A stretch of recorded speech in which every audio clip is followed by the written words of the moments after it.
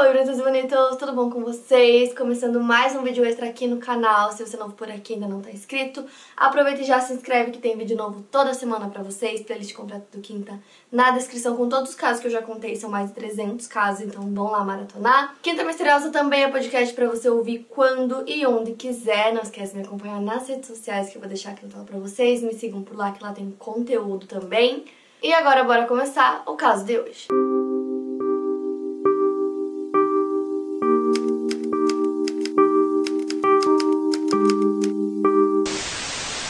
Lauren McCluskey nasceu no dia 12 de fevereiro de 1997 e morava com seus pais em Pullman, Washington, Estados Unidos. Seus pais eram Jill e Matthew. Jill era professora universitária de economia e Matthew era físico. Ambos eram membros do corpo docente da Universidade de Washington. A Jill diz que desde pequena sua filha foi uma ótima atleta aos 2 anos de idade. A Lauren já subia em árvores, segundo a mãe dela, ela não tinha medo e era determinada. Ela se dedicou ao esporte, se tornando uma atleta de atletismo. As primeiras competições de atletismo da Lauren ocorreram quando ela tinha 8 anos de idade. Sua mãe a inscreveu na corrida de 400 metros, salto em altura e salto em distância, e ela quebrou recordes nas provas em que participou. Em 2008, quando ela tinha 10 anos, ela ficou em segundo lugar em salto em altura nas Olimpíadas Nacionais Júnior em Los Angeles. Durante a sua vida, ela foi campeã estadual de Washington no salto em altura e ficou em 10º lugar no heptatlo. Lauren era dedicada em tudo que se propunha a fazer. Quando ela se formou no ensino médio, ela tinha várias bolsas de estudos em faculdades, ela poderia escolher a que ela quisesse. Em 2015, ela decidiu estudar na Universidade de Utah e se tornou membro da equipe feminina de atletismo. Então ela se muda para Salt Lake City para frequentar a faculdade. Ela cursava comunicação e também se matriculou no curso avançado de oratória em público. A Lauren era muito respeitada pelos seus professores e treinadores, companheiros de equipe também. Sua mãe diz que ela era uma pessoa que realmente se importava com os demais e com as amizades. Ela era um pouco introvertida, mas assim que as pessoas a conheciam, percebiam que ela tinha muito a dizer e se importava de maneira genuína com os outros. Amigos dizem que ela era uma ótima amiga e que ela era mais do que uma atleta. A Lauren também tinha outros hobbies, como cantar e dançar no karaokê com os seus amigos próximos. Ela também frequentava a Capital Church no centro de Salt Lake City e ela sempre convidava seus amigos para irem à igreja com ela. A Lauren já morava em Salt Lake City há alguns anos, quando no dia 2 de setembro de 2018, um famoso bar local chamado London Bell, a Lauren, aos 21 anos, conhece um homem que se apresentou para ela como Sean Fields. O Sean disse que ele tinha 28 anos e que era um estudante universitário na Salt Lake Community College. Ele também teria dito que era militar e que havia recebido treinamento como oficial de segurança. Eles começaram a se encontrar com mais frequência e o Sean era visto comumente no dormitório da Lauren. Então, os amigos dela que conheceram ele logo de cara já perceberam algumas red flags. No dia 26 de setembro, a Lauren liga para 2 amigas e começa a contar para elas que o Sean não estava deixando ela sair com amigos. E nessa época os amigos começaram a perceber que ela estava com a aparência um pouco diferente, ela não parecia bem. As amigas contam que ele demonstrava um comportamento possessivo, controlador e manipulador com a Lauren. Uma das amigas conta que a Lauren sempre respondia a ele em segundos, assim, quando ele ligava ou mandava alguma mensagem, respondia ele super rápido. E ela perguntou por quê, e ela disse que ele tinha alguns traumas de outros relacionamentos e ela só queria que ele se sentisse bem, se sentisse seguro nessa relação. Só que mesmo assim ele tinha vários ataques de ciúmes e comportamentos de perseguição. O Sean teria comprado um spray de pimenta pra Lauren, teria convidado ela pra atirar, então ela contou pra uma amiga que ele tinha convidado que ela iria atirar com ele e que ele teria dito pra ela comprar uma arma. Isso fez com que as amigas dela temessem pela segurança da Lauren, começaram a acreditar que esse relacionamento poderia ser prejudicial para ela. Pouco depois, no dia 30 de setembro, 2 amigas da Lauren relataram para funcionários da Universidade de Utah que elas estavam bem preocupadas com o comportamento do Sean. Elas contaram que ele estava muito controlador, que ele falava muito sobre armas e que ele estava frequentemente no dormitório delas. E aí, no dia 2 de outubro, a Diamond Jackson, que era amiga da Lauren e supervisora do dormitório dela, mandou um e-mail pro supervisor dela relatando essa potencial, relação tóxica entre a Lauren e o Sean.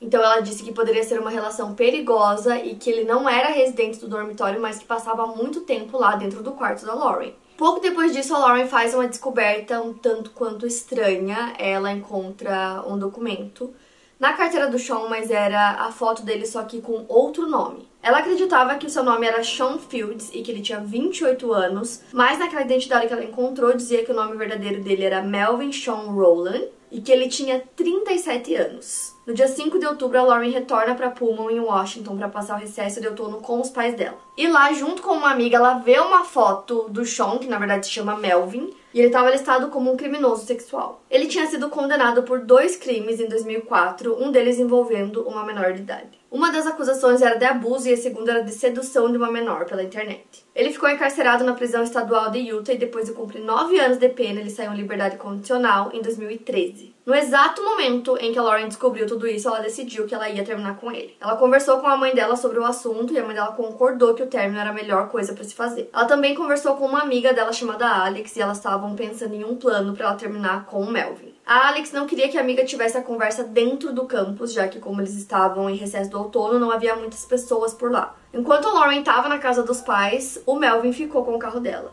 Antes de terminar com ele, ela precisava recuperar o carro, então ela convidou o namorado para ir até o dormitório dela no dia 9 de outubro de 2018. Ele chega no local pouco depois das 6h30. A Lauren começou a confrontar ele sobre as acusações e ele negava, dizendo que já faziam muitos anos e que ele estava em uma festa da fraternidade na universidade e que a garota tinha mentido a idade que tinha para ele. Depois, ela liga para sua amiga Alex no dia seguinte e conta que o Melvin tinha passado a noite no dormitório dela e que naquele dia, no dia 10, ele tinha emprestado o carro novamente para resolver algumas coisas. Quando a mãe da Lauren descobriu que ele ainda estava usando o carro dela, ela ficou muito preocupada e por volta das 3 da tarde do dia 10, ela fez uma ligação para a polícia da universidade. Ela relatou que a filha tinha terminado o namoro com um homem que não era uma boa pessoa, que tinha histórico de crimes sexuais. Ela disse ainda que ele estava com o carro da filha e que ela temia pela segurança dela. Ela gostaria que a polícia escoltasse a filha para que ela pudesse recuperar seu carro em segurança. Então, logo depois, a despachante da polícia liga para Lauren perguntando se ela estava confortável com o namorado deixando seu carro no estacionamento,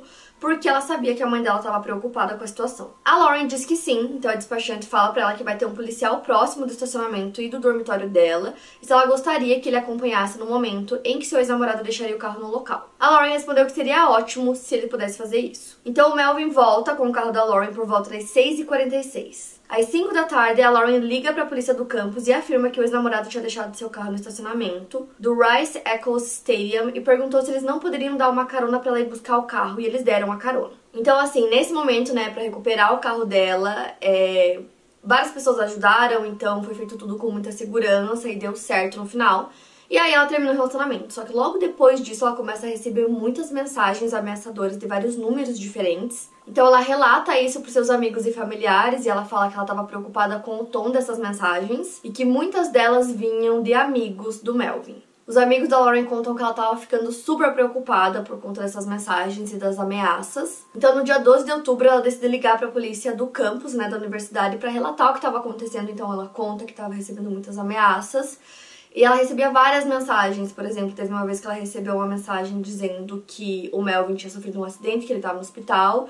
E tinha uma mensagem até dizendo que ele estava morto, só que ele mesmo tinha mandado mensagem pra ela naquele dia, então ela sabia que era mentira. Ela também tinha recebido algumas mensagens perguntando se ela queria comparecer ao funeral do Melvin, então ela acreditava que essas pessoas estavam tentando atraí-la pra algum lugar. A mãe da Lauren conta que o Melvin era ótimo com tecnologia, então ele poderia facilmente criar vários números falsos para ficar mandando mensagens para Lauren. E essas mensagens e ameaças não paravam. Ela recebeu até uma mensagem dizendo que ele tinha sofrido um acidente de carro e que a culpa era dela. A Lauren disse que já tinha bloqueado alguns dos números, né, que ficavam mandando mensagem para ela, mas que ela nunca tinha pedido para que parassem com as mensagens. Então a despachante falou que ia pedir para um policial ligar para Lauren para conversar com ela, mas ninguém ligou. No dia seguinte, no dia 13, ela liga novamente para a polícia do campus e dessa vez ela disse que estava sendo chantageada. Ela contou que ela recebeu essas chantagens por e-mail e mensagens de texto, onde pediu uma quantia em dinheiro e caso ela não pagasse, fotos íntimas dela com o ex-namorado seriam publicadas. Ela começou a suspeitar que o Melvin pudesse estar envolvido nisso tudo, então ela conversou com ele e ele disse que ele não estava envolvido, que ele também estava sendo chantageado. Então ela manda $1000 pra aquela pessoa que estava fazendo as chantagens sobre a foto e depois ela manda mais $1000. Então ela tinha feito essa ligação para a polícia nesse dia, né, no sábado, pouco antes das 9. Logo depois da ligação, a despachante entra em contato com o policial Michel Daras e relata para ele toda a situação. A Lauren também conta pra amiga dela, pra Alex, o que estava acontecendo, e a Alex disse que ela precisava ir pessoalmente conversar com a polícia do campus e explicar tudo o que estava acontecendo, toda a situação. Então ela acompanha a amiga, as duas vão até lá às 11 da manhã. A Lauren tinha acabado de sair do treino, então elas vão até o departamento da polícia do campus e conversam com 2 policiais na recepção. Um deles era o Miguel e a Alex fala que parece que eles não estavam levando a situação muito a sério. A Lauren morava no andar térreo, então a Alex sugeriu que mudassem ela de dormitório, já que o Melvin era um criminoso sexual. Como os policiais pareciam não estar levando tudo muito a sério, a Alex pesquisou o histórico dele e mostrou para os policiais. Enquanto a Lauren preenchia o relatório, a Alex se lembra dos policiais comentando que aquilo devia ser tudo uma farsa. Nisso, ela mostra pra eles que um dos números que ela estava recebendo ameaças era o mesmo número que o Melvin usava com ela quando eles estavam num relacionamento. O policial fornece o número do caso pra Lauren e diz que o detetive responsável não estava no escritório naquele momento, mas que ela teria novidades sobre o caso dela na terça-feira, dia 16. O caso foi passado para a detetive de plantão Kayla Dallouf, que não estava no escritório naquele dia. Seu superior, o sargento Corey Newbold, havia pedido para ela não ir trabalhar naquele dia. Nenhum dos funcionários da polícia do campus checou a situação da condicional do Melvin. A Lauren resolveu ligar para a polícia de Salt Lake City mais tarde naquele dia, por volta das 5h45. A Lauren contou que estava sendo chantageada e a despachante da polícia de Salt Lake City disse que ela precisava conversar com a polícia do campus sobre o assunto. Ela disse que já tinha conversado com eles, mas que gostaria de informar a polícia de Salt Lake City também sobre o que estava acontecendo com ela. Então eles encaminharam ela para a polícia do campus. A Lauren perguntou se existia alguma previsão de que eles fossem prender o Melvin e a despachante disse que conseguiria que ela entrasse em contato direto com o policial e a Lauren aceitou. Durante esse tempo, ela continuava recebendo mensagens e ameaças e ela estava se comunicando com a polícia do campus através de um e-mail. Mais especificamente, ela estava falando com o policial Miguel. Ela mandava e-mails com os prints das mensagens que estava recebendo para que a polícia tivesse tudo como prova. Ela tinha o número pessoal do policial Miguel e se comunicava com ele esperando ouvir novidades sobre o caso. No dia 16, um agente de liberdade condicional conversou com o Melvin, mas ele não sabia das alegações contra ele, porque a polícia do campus não tinha comunicado outras autoridades. Caso tivessem comunicado, o agente saberia que o uso das redes sociais do Melvin violava a sua condicional e o fato dele estar extorquindo sua ex-namorada faria com que ele voltasse para a prisão.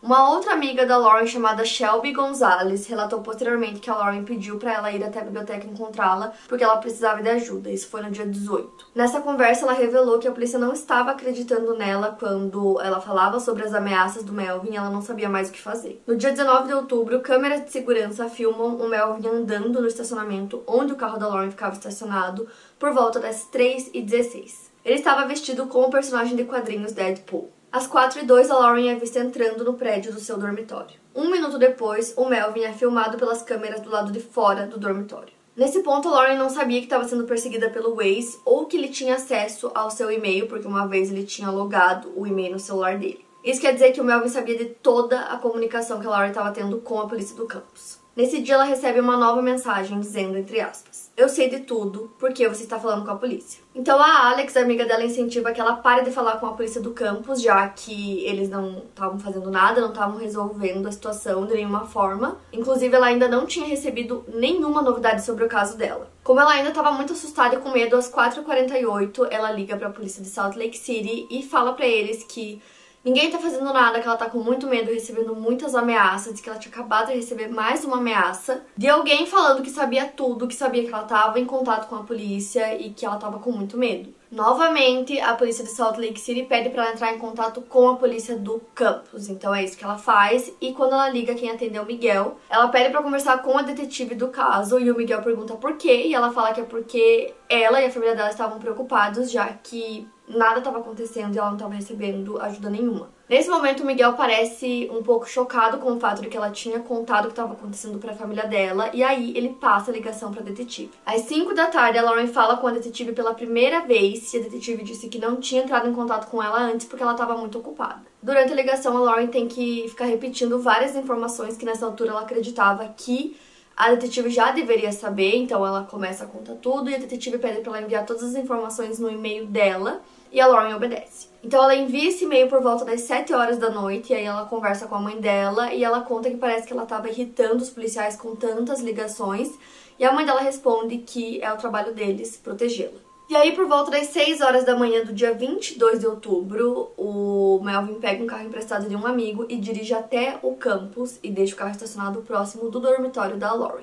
O vídeo das câmeras de segurança mostram ele do lado de fora do dormitório por volta das 6h26 da manhã. A Lauren sai do dormitório dela um pouco depois das 9 da manhã e conversa com a Alex, amiga dela, e ela conta que recebeu uma mensagem do vice-chefe da polícia da universidade, Rick McLennan, e que ele pediu para ela ir até o escritório falar com ele assim que ela pudesse. Porém, ela observou vários erros gramaticais na mensagem, que ela já tinha visto esses erros no passado, então elas começaram a acreditar que, na verdade, não era o chefe da polícia que tinha mandado aquela mensagem. Ela ficou assustada, então ligou pro Miguel, contou pra ele disse que aquele número não era o do vice-chefe, que era pra ela simplesmente ignorar a mensagem, e ele não fez mais nada. Naquele dia, a Lauren tinha reunião de aconselhamento, treino, e à noite ela tinha aula. O Melvin é visto pelas câmeras de segurança por todo o campus durante o dia inteiro, inclusive ele é visto entrando e saindo várias vezes do dormitório da Lauren. Nesse meio tempo ela fala com as amigas e ela disse que sentia que podia contar tudo pro seu conselheiro porque ela se sentia segura e que ela tinha contado sobre a situação que ela estava passando. O Melvin saiu do dormitório dela pela última vez às 8h10 da noite, mais ou menos no mesmo horário que a sua aula estava acabando. A aula acabou mais cedo e enquanto ela estava andando até o seu dormitório foi quando ela ligou para a mãe dela. A mãe dela deixou a ligação no viva voz para que o pai dela pudesse ouvir também. A Lauren dizia que estava animada e ela estava contando sobre um trabalho da faculdade no qual ela estava orgulhosa de estar progredindo.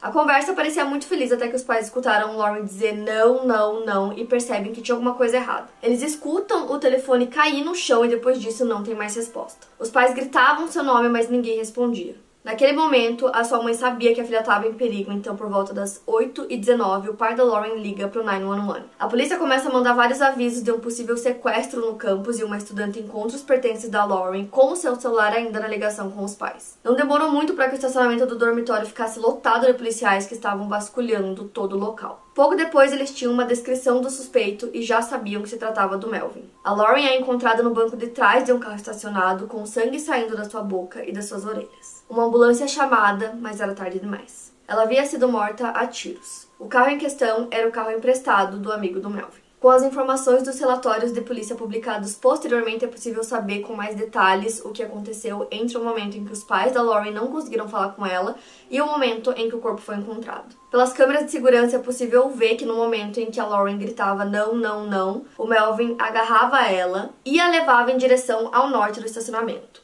Ele a arrastou até um estacionamento próximo, forçou a Lauren a entrar no banco de trás do carro de seu amigo e atirou nela 7 vezes. 3 minutos depois, ela é vista indo em direção ao sul do estacionamento. Ele passa por uma ponte e vai para a estação de trem metropolitano que passava dentro do campus. Por volta das 8h38, ele entra em um carro. Quem foi buscá-lo foi uma mulher que ele conheceu em um aplicativo de namoro e com quem ele havia combinado um encontro. Eles saíram para jantar em um restaurante e depois foram para a casa dela, onde ele até tomou um banho. Mais tarde, depois de ver uma foto dele na televisão, sendo anunciado como suspeito do crime, a mulher liga para a polícia e vai até a delegacia. Ela conta que reconheceu o homem, disse que o nome não era o mesmo, mas quando ela viu que falaram sobre ele ter entrado num Hyundai Sonata, que é o modelo do carro dela, ela imaginou que fosse a mesma pessoa. A perseguição por ele estava acontecendo a pé e por volta da 1 da manhã do dia 23 de outubro, ele foi visto por policiais e perseguido até entrar à força numa igreja. Quando os policiais entraram atrás dele, ele atirou em si mesmo, tirando a própria vida.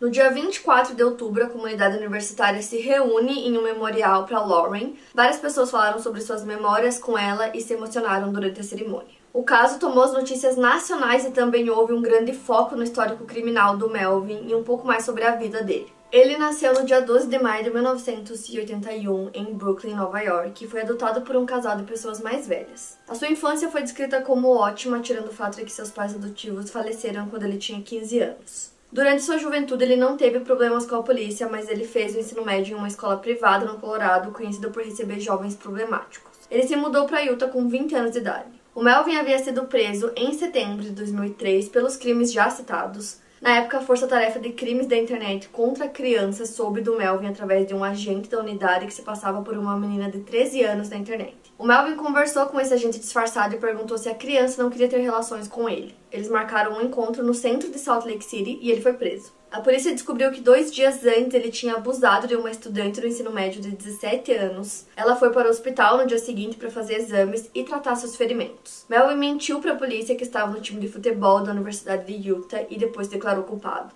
Haviam outras denúncias em relação a ele. Em março de 2003, uma mulher o acusou de tentativa de abuso porque ela conseguiu lutar contra ele para não ser abusada. No início de 2004, enquanto ele estava livre, por fiança, esperando julgamento, uma outra mulher entrou com um pedido de restrição contra ele. Em julho do mesmo ano, ele foi sentenciado a 15 anos de prisão. A sua primeira audiência de condicional aconteceu em 2005 e a segunda em 2008. A sua condicional foi negada em 2010, mas foi aprovada em outubro de 2012, então ele conseguiu a liberdade condicional, mesmo depois dele ter admitido o crime de abuso e a tentativa de abuso de outras 2 mulheres. Esses outros 2 casos que ele admitiu não foram investigados. No mesmo mês que ele foi solto, ele volta para a prisão porque ele não tinha comparecido a um programa para predadores sexuais e também porque encontraram vários links de sites pornográficos no celular dele. Ele é solto novamente em 2013 e nos 2 anos e meio em que ele ficou solto, ele se tornou pai. Em fevereiro de 2016, ele viola novamente a condicional, então ele é preso de novo e aí ele só é solto em abril de 2018. Em 29 de maio do mesmo ano, ele recebe um aviso da sua agente da condicional. Em 15 de agosto, seu teste toxicológico volta positivo para maconha. Nessa época, ele tinha 2 trabalhos e um deles era como segurança no bar onde ele conheceu a Lauren. A imprensa conseguiu conversar com outras 2 mulheres que ele tinha se relacionado e elas relataram comportamentos bem parecidos com os que ele tinha com a Lauren. E logo após a morte dela, começaram a descobrir muitas coisas sobre o Melvin, então a investigação foi andando bem rápido. E aí o foco da investigação não era ele, e sim a falta de segurança e a forma como o campus, a polícia do campus tratou todo o caso. Então, naquele momento, tinham 2 investigações em andamento. Uma delas era conduzida pelo Departamento Estadual de Segurança Pública em relação ao histórico criminoso do Melvin, e a segunda era uma revisão independente comissionada pela universidade. No dia 19 de dezembro de 2018, foi publicado um relatório sobre todas as vezes que a universidade falhou com a Lauren. O objetivo era que isso fosse observado e melhorado para o futuro. A presidente da universidade, Ruth Watkins, fez uma alegação dizendo que aquele relatório não a faz acreditar que a tragédia poderia ter sido prevenida. Essa declaração foi algo que chocou os pais da Lauren. Basicamente, a universidade estava tentando proteger a sua reputação como instituição. Depois da morte da filha, a Jill, a mãe da Lauren, alegou que a polícia nunca averiguou a situação criminal do Melvin, porque depois de conversar inicialmente com a Lauren, eles poderiam facilmente descobrir que ele estava em liberdade condicional por ter praticado crimes sexuais e poderiam tê-lo mandado de volta para a prisão. Posteriormente, a polícia também descobriria que o Melvin tinha comentado com vários colegas de trabalho e com seu supervisor que ele estava extorquindo a Lauren no dia 16 de outubro de 2019. Outro colega de trabalho confessou à polícia que deixou o Melvin usar o seu número para fazer ameaças a Lauren e para conseguir tirar dinheiro dela. Porém, ele não quis dar um depoimento oficial. A oficial de condicional do Melvin diz que se esse assunto tivesse sido trazido para ela, ela poderia ter mudado tudo. Porque no momento em que ela soubesse disso, ela iria pessoalmente prendê-lo. Ainda como parte das descobertas da negligência da polícia do campus em relação às denúncias da Lauren, foi descoberto que o policial Miguel Daras, depois de pedir as fotos que estavam sendo usadas como ameaça, baixou as fotos em seu celular pessoal no dia 15 de outubro. Ele mostrou essas fotos a seus colegas de trabalho e se gabou de poder vê-las sempre que quisesse. Policiais comentaram que o Miguel fez vários comentários inapropriados sobre a foto e outros colegas policiais admitiram que também tinham feito comentários similares. Quando a polícia já estava investigando tudo isso mais a fundo, eles tentaram recuperar essa foto, porém o Miguel tinha trocado de celular, então os arquivos do celular antigo dele tinham sido corrompidos e eles não conseguiram. A detetive Kayla, que era detetive do campus, que deveria ter cuidado do caso, só foi ler o e-mail que a Lauren mandou para ela dias depois que ela já tinha sido assassinada. Logo após o assassinato da Lauren, uma colega dela, chamada Brooke Martin, ficou em estado de choque e ela percebeu que praticamente nada tinha mudado no campus depois da morte da amiga. A Brooke criou um mural para poder fazer uma homenagem à amiga e ajudou a criar uma coalizão que era liderada por estudantes e se chamava Unsafe U, que em tradução seria a universidade que não é segura. Desde o primeiro protesto público feito por eles, várias pessoas apareceram para dar relatos de coisas que tinham acontecido com elas, que eram basicamente outros casos de negligência que aconteceram no campus. A polícia descobriu que a arma utilizada para cometer o crime pertencia a Nathan Daniel Vogel. Ele havia pedido a um amigo para comprar arma para ele, porque ele tinha sido dispensado do exército e não acreditava que conseguiria comprar uma arma. Ele foi acusado no dia 13 de março de 2019 de comprar ilegalmente uma arma. Se declarou culpado e foi condenado a 3 anos de liberdade condicional. A Jenny Yamoto, senadora do estado de Utah, possui um antigo interesse em lidar em questões relacionadas à segurança pública e violência sexual. Por isso, vários estudantes universitários entraram em contato com ela depois da morte da Lauren, querendo falar sobre questões de segurança no campus e problemas de agressão. Ela foi a principal patrocinadora do SB 134, que se refere a emendas especiais para a educação. Ele foi assinado pelo governador Herbert no dia 19 de maio de 2019 e se tratava de um projeto de lei que descreve requisitos e responsabilidades para a segurança do campus e que as instituições compartilhem relatórios anuais com o legislativo para que eles avaliem o que está ou não está funcionando. Poucos meses depois da morte da Lauren, seus pais pediram para ter acesso aos registros dos aconselhamentos de Lauren, mas o advogado da universidade negou. Então, em junho de 2019, a Jill e o Matthew, os pais da Lauren, entraram com um processo civil contra a universidade, pedindo o valor de 56 milhões de dólares como indenização, alegando que a universidade falhou em proteger a Lauren. Nessa época, outros estudantes começaram a relatar sobre situações em que suas queixas de perseguição haviam sido negligenciadas pela polícia do campus. Em 1º de julho de 2019, o policial Miguel Deras recebeu uma punição por ter cometido erros similares aos que ele cometeu no caso da Lauren e no caso de outra estudante. Em fevereiro, ele havia sido designado para responder uma chamada de violência doméstica em um alojamento para casados no campus, e quando ele chegou na casa da mulher, o suspeito estava lá. Ele entrevistou a mulher enquanto o suspeito estava junto, ele não pediu reforços, algo que a polícia exige quando ambas as partes estão presentes no local do delito. Miguel também não verificou se o homem estava em liberdade condicional, mesmo depois que o homem tentou ligar para seu agente de condicional na frente do Miguel. Ele aceitou sua advertência e o processo foi arquivado. Em 17 de setembro, ele renunciou ao seu cargo e foi transferido para trabalhar como oficial no Departamento de Polícia de Logan, ao norte de Utah. 2 anos depois do crime, em outubro de 2020, a universidade disse que pagaria o valor de 13 milhões e 500 mil dólares para a família da Lauren para resolver 2 processos que estavam em andamento. No acordo realizado, tem uma parte onde fala que a universidade reconhece que foi uma tragédia o que aconteceu e que aquilo poderia ter sido evitado. Então, como parte do acordo, a universidade pagaria 10 milhões e 500 mil dólares para os pais da Lauren e outros 3 milhões para a fundação Lauren McCluskey, que é uma fundação criada pelos pais dela, que basicamente ajuda a melhorar a segurança dos campos. Eles também construirão uma pista de atletismo que vai ficar pronta em 2030 e que vai levar o nome da Lauren. Nesse contexto também foi criada a Lauren's Promise, que é a promessa da Lauren que diz: eu vou te ouvir e acreditar em você se alguém estiver te ameaçando. A promessa foi criada com o intuito de ouvir e acreditar nos alunos que dizem que há alguém abusando deles. Além de incentivar os alunos a relatarem quando estão com problemas, incentiva que professores façam a promessa para serem apoio para esses alunos. A mãe da Lauren conta que em 158 universidades há pelo menos um professor que fez a promessa de Lauren. Ela ainda afirma que está trabalhando para estabelecer um modelo de melhores práticas sobre como os funcionários podem responder a preocupações com violência e perseguição dos alunos.